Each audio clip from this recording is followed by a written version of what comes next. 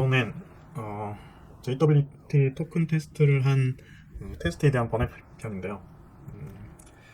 소스 코드를 GitHub에서 다운받아 보면요. 다운받아서 인텔리제이로 소스 코드를 최초에 띄워보면 프로젝트 자체를 임포트하고요. 임포트를 했을 때 거의 대부분 나타나는 현상인데요. 예를 들어서 저희가 테스트 코드가 있었던 이 5개를 테스트를 해보라고 하면은 테스트가 잘 되긴 합니다. 시간차 때문에 오류나는 게 하나 있긴 했는데요. 그런 건 약간의 슬립을 주면 되니까요. 문제가 안 되는데 전체 테스트가 잘 되더라도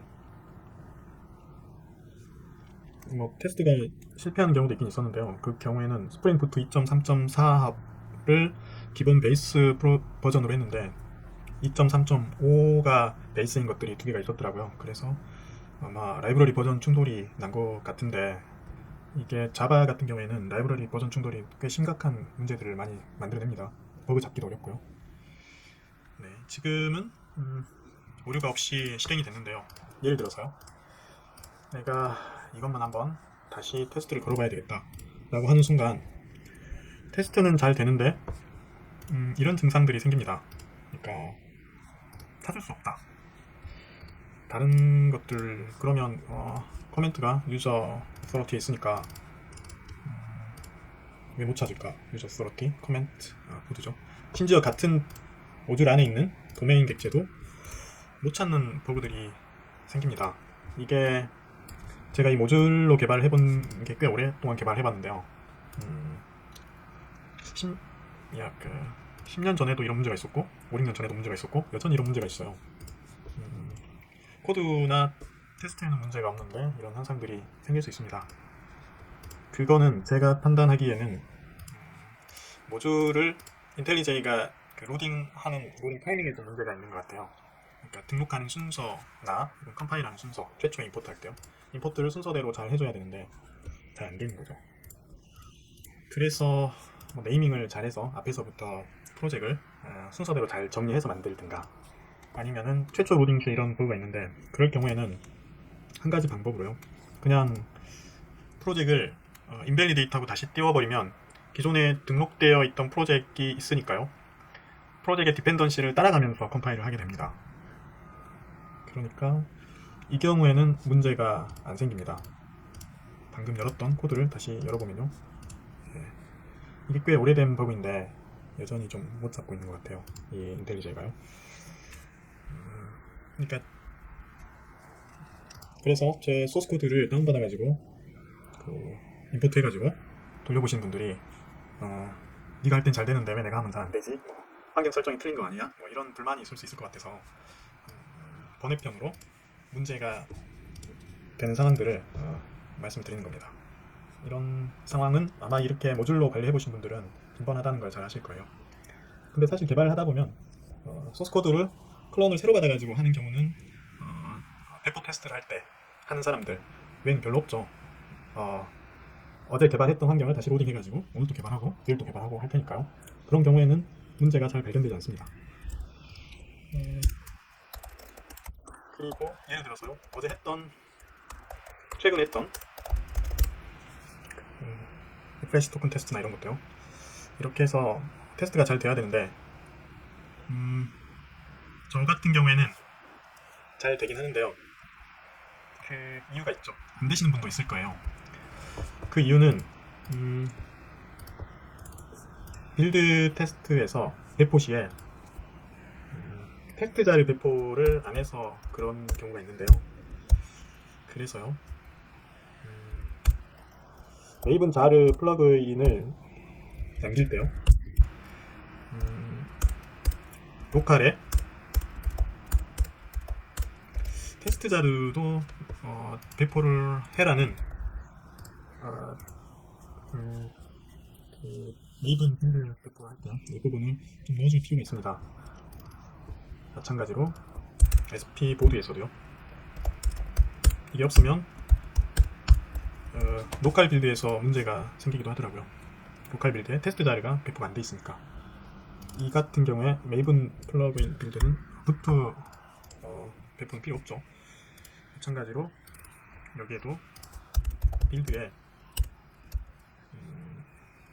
그리고 플러그인스에 테스트 자리도 같이 배포해라는 의미를 넣어주는 게 낫습니다. 그래야 로컬 메이븐 레포지토리에 기본 자료와 테스트 자료가 같이 배포가 돼서 커맨드 라인에서 컴파일 하거나 아니면 배포할 때 빌드 테스트할 때 문제가 안 생깁니다. 그리고 몇 가지 문제가 될 수 있는 상황들이 테스트에서 있었는데요. 이 테스트가 런닝 타이밍에 문제가 되기도 하더라고요. 계속 하면 잘 되는데요.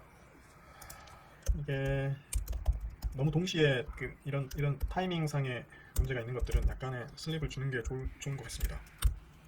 요즘 10번을 테스트하더라도 문제가 안 생기거든요. 그리고 번외편이니까요. 몇 가지 관리적 문제가 된 좀 수정해보고 싶은 것들을 더 수정해보면요. 이런 게 있는데요. 그러니까 한글 테스트에 대한 얘기인데요. 메소드 명의 한글을 쓰는 거를 싫어하는 분도 많이 있을 겁니다.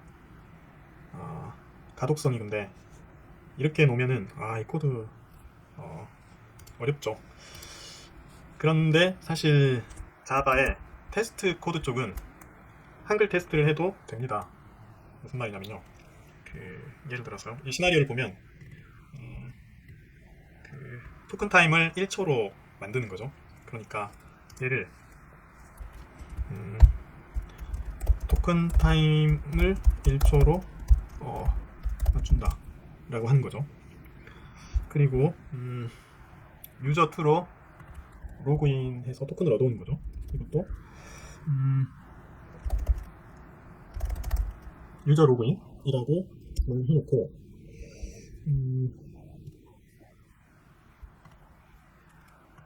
이 경우에는 유저 1로 로그인을 하는 거죠. 그리고 이 경우에는 유저 2로 로그인을 하는 거고요. 저희가 컨벤셔널하게는 유저 이름을 주면은 여기는 이 한글이 좀 불편하긴 합니다. 툴 자체가 한글을 좀 잘 안 정하는 것 같아요.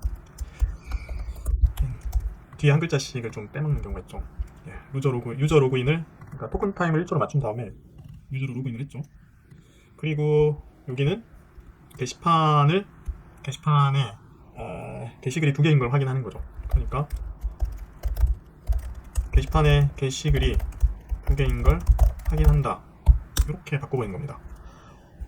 그 얘기죠, 이게. 그래서 이게 어디서 또 쓰이냐면 리프레시 토큰에 가서 또 쓰입니다. 이때는 토큰이 아니라 리프레시 토큰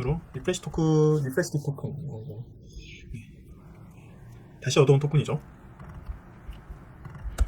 이거를 한글로 하자면 첫 번째 토큰이라 하고요. 이거를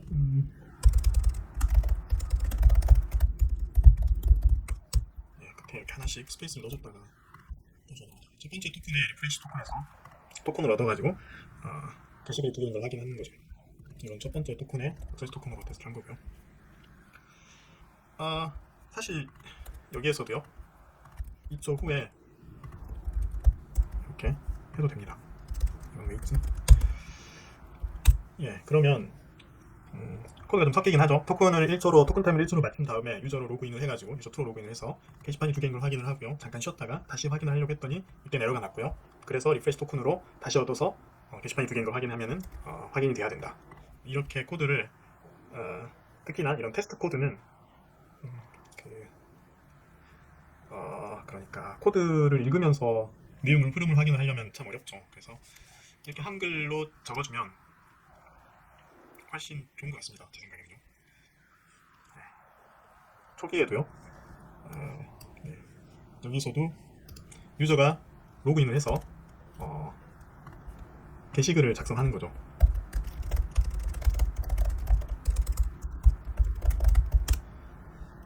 보드 1의 게시글을 작성을 하는 거죠. 토큰을 맡겨놓고 보드를 뒤로 빼버리면, 그 이유는 여기다가 이렇게 하려고 그렇습니다. 토큰이 있고 보드글을 작성을 해서 글을 하나 더 작성하는 거죠. 그 다음이요. 이렇게. 그러면 테스트 코드는 이제 나중에 문제가 생겼을 때 읽어야 될 일이 많으니까 훨씬 가독성이 좋아지죠. 유저 1이 로그인을 해서 게시글 2개를 작성을 했거든. 그래가지고 2개인 걸 확인을 했는데, 첫 번째 토큰으로 요 안에서 또 문제가, 그러니까 문제가 된다면 어느 지점에서 문제가 생길 텐데, 예를 들어서요, 게시글을 하나를 더 작성해 버리는 거죠. 그리고 이 테스트로 들어온다면 문제가 생기겠죠. 2개가 아니니까. 그래서 문제가 생겼을 때 확인을 하러 들어가면 게시글이 2개인 걸 확인해야 되는데 3개인 거죠. 이렇게 한글이 있기 때문에 좀 더 코드가 친숙하죠. 예, 거기서 문제가 생겼구나 하는 것을 판단할 수가 있으니까요.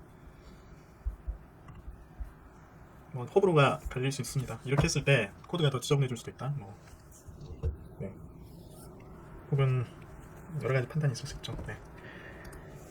그리고 지금 제가 테스트하면서요, 이런 부분이 조금 마음에 걸리는데요.